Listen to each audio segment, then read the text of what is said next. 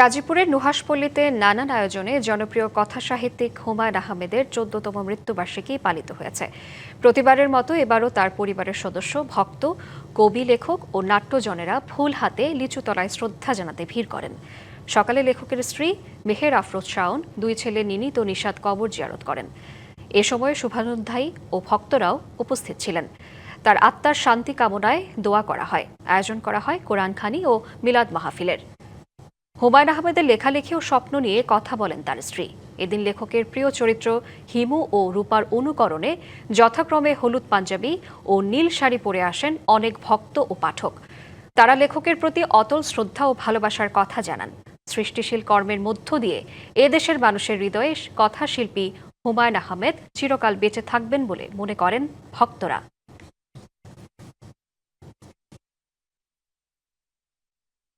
হুমায়ুন আহমেদকে আমি অত্যন্ত ভালোবাসি এবং তার বইগুলো আমার সংগ্রহশালাতে অনেক বই আছে, আমি পড়েছি। মানে যে কোনো সৃষ্টিশীল লেখক বেঁচে থাকে তার সৃষ্টির মাধ্যমে।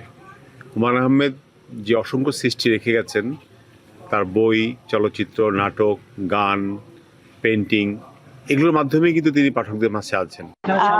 আজকে হুমায়ুন আহমেদ চলে গেছেন আজকে 14 বছর।